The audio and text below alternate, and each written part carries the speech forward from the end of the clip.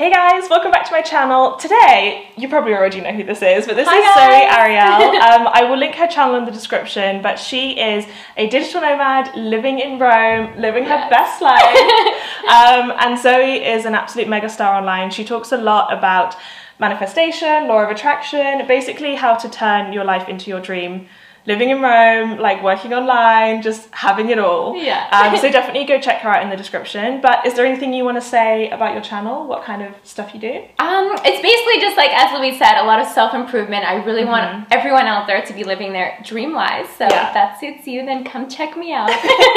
So in today's video, we wanted to talk about choosing your first location as a nomad. I feel like once you've got your first location down, you just keep discovering more and more places to go, and you meet people and they're going somewhere and you're like, oh, can I come with you? And it kind of unlocks it all. But I know if right now you're living in like Canada or the UK or anywhere in the world and you want to be a nomad but you don't know where to go, it's kind of scary. It's like, I can't picture what my life is going to be like, and the world is so big, and where shall I go? So we have quite different stories, because you just moved to Rome and you knew it was the place for you. So why did you pick Rome? I picked Rome, long story short, because I fell in love with it when I was backpacking Europe when I was 20. And I was supposed to spend 4 days, spent a total of 2 weeks. Really? Yeah, and I told myself, when I come back, I have to live here for at least 1 year. I can't just come for a visit, because just a visit would be too painful. So I really made the digital nomad leap out of pure passion. Of course, I didn't research things like Wi-Fi, co-working spaces, cafes, anything like this. And if I did, I mean, if that was the route I was going, I wouldn't have chosen Rome, because Rome has got to be one of the most digital nomad unfriendly cities there is. And you guys know how much I love Rome, but this is the facts. It's like, you yesterday visited the one cafe that I know of that is digital nomad friendly. Whereas, you know, you go somewhere in North America and anywhere you can find yourself a Starbucks or a coffee shop, everyone's co-working there, really. Yeah, so I feel like you kind of have two options, or maybe a sort of hybrid of the two. But you can choose somewhere that just your heart takes you and make it work and pay the sacrifices, because every street corner in Rome is incredible. Like, I can see why you've chosen it. Or you can be very logical and list-makey like me, and pick somewhere... Sagittarius and Virgo. Exactly. You can pick somewhere which has a lot of nomads, is kind of a nomad capital. You guys have heard me recommend this before, but I really like Nomad List, which is a website which I'll link in the description box, where it ranks a bunch of cities by how friendly they are to nomads. So for us, things like Wi-Fi was very important, but most of all was the community. Like in somewhere like Chiang Mai or Ubud or Berlin or Las Palmas, anywhere like that that has a lot of nomads, you're going to meet a lot of people. And so if you're a beginner, I think that's very, very valuable, because you can just get chatting to people. There's loads of networking events, and you learn so much from other people, and it will really accelerate your nomad career, in my opinion. But you have made great friends here. So how did you meet people here when you were brand new? Yeah, I started attending like Rome bloggers meetups, and anytime I would meet someone who I feel like, oh, we could gel, you know, go for a coffee, go for a lunch, things like this. I just started to really put myself out there. And before I made the leap to Rome, I was a little bit of a hermit, trying to work hard and hustle to get myself to this place. So I definitely had to put myself out of my comfort zone to make friends. But I mean, you learn so much along the journey, and the people you meet, the connections you have, you never know where it's going to lead you. New job opportunities, lifelong friends, things like this. If you guys are just like on Facebook, Google expats in blank, whatever city, and then you can see what's going on. And all the time there's people inviting other people out for coffee, for lunch, for drinks, and you can just put yourself out there, be friendly, and just be open to meeting whoever.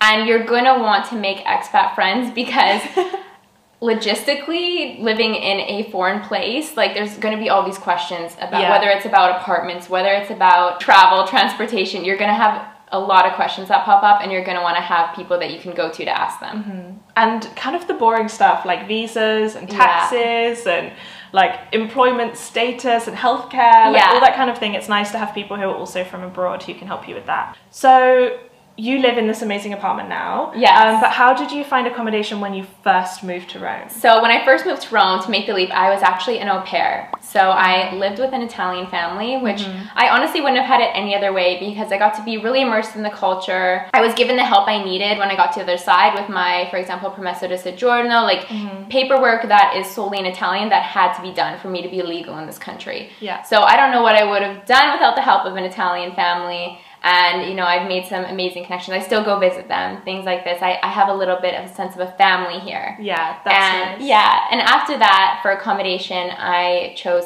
Airbnb to find apartments. We use Airbnb a lot, and sometimes it's a little bit of a premium, but it's so much easier than trying to find an apartment locally. Like, through landlords or through listing websites. Airbnb is so good for that because it's really quick.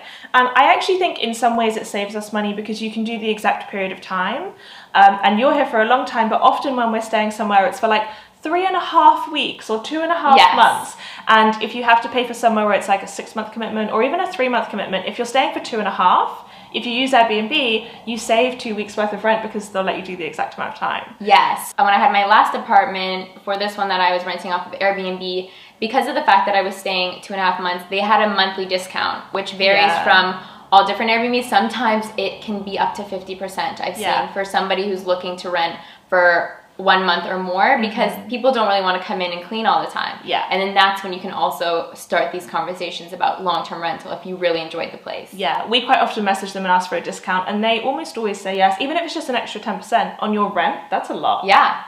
It's always worth asking. Yeah. Similar to your au pairing, you can also house sit and pet sit, and if price is going to be a really big factor for you and maybe you don't have your income set up yet, you're kind of very early days, you can get free accommodation. I know a lot of people who've done house sitting, so I'll include some links down below for how you do those. Yeah, definitely. And it also means you can live in a very local area of town. Yes. You're out of the touristy bits. Maybe you're living in a place where people really live and you're in a real home. It kind of feels like you can integrate in really quickly. Yeah, and also like if you are making the digital nomad leap with just a buffer and you have limiting sources of income, to save on something like rent while you're house sitting, to not have to pay rent for say 2-3 months, that can really help you to put away a bigger buffer and to get yourself more focused on your new income strategies. And the final thing you might want to consider is the cost of living where you're going to go. Yeah. How do you deal with Rome? Because it's a European country, it must be a bit expensive. Yeah, it definitely is expensive. And like I mentioned, similar to the coffee shops, like if I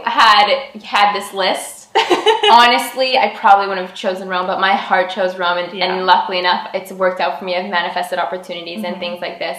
But the currency is a big thing. Coming Canadian to Euro is not friendly. Canadian to many things isn't friendly these days, but you have to make it work. Like I said, I had to make the leap and live with a family, where I was also getting paid to tutor the boys, things like this. So in that way, I was smart. I put myself into a comfortable situation when I got here, but I definitely, see these digital nomads go to Thailand, hear these, opportunities of everything that they can have for such little amount of money, and it's very enticing. But I feel like that's why it's so important to sit down with yourself and work out what you want. Yes. Because you can make it work anywhere. You started with no online income, no clue what you were going to do or how long this would be going on for, and you chose an expensive country and you just work it out, and here you are still here years later. So you just have to work out what you want and know yourself and kind of reflect a bit on what your dream is.